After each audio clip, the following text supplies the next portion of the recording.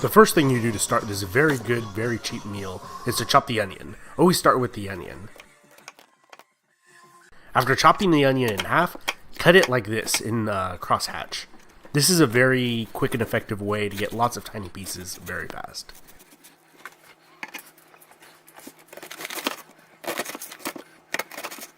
Then, add to the pan with olive oil.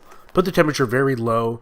The longer you cook the onion, the better it tastes. The goal is to have the onion slightly translucent in appearance without burnt edges. This way it caramelizes and a much more pleasant taste spreads to the whole dish. Then dump some quinoa in a pot to about half the water level. This is a good rule of thumb. Also put the heat very low. Add olive oil so it doesn't stick to the pot, which could be a problem with quinoa. And add chicken stock if you have it, and if not, no problem, then just add some salt and pepper and maybe a little garlic.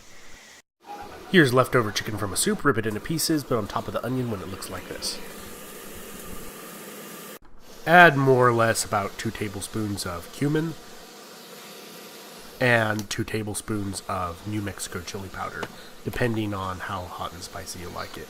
And you could also substitute a different type of chili powder. Toss in 2 large tablespoons of turmeric. Add about 12 ounces of yogurt for texture, whatever yogurt really works. This much butter. 2 tablespoons chopped up garlic. Then mix all the ingredients together. If you were using raw chicken, simply just put the chicken in with the onion and use the turmeric, cumin, and chili powder and mix them together and let that cook for a while, and then add in the other ingredients. Add in a couple eggs. Add some freshly squeezed lemon juice.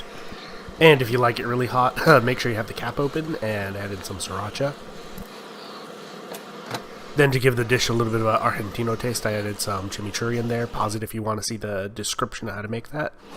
The quinoa is about done when it expands to fill most of the water level. Then you can either serve it on the plate and put the chicken over the top of it, or if you're in a hurry and everybody needs to eat quick, then you can mix it in the dish, and then everybody can just serve it. And if you want to turn this into like the creamy, fatty, delicious heart attack version of this, just triple the amount of butter and triple the amount of yogurt that you put in there, and it'll be quite tasty, but probably something that you shouldn't have all the time. This is a great dish to cook because it's spicy and tasty and there's so much stuff going on.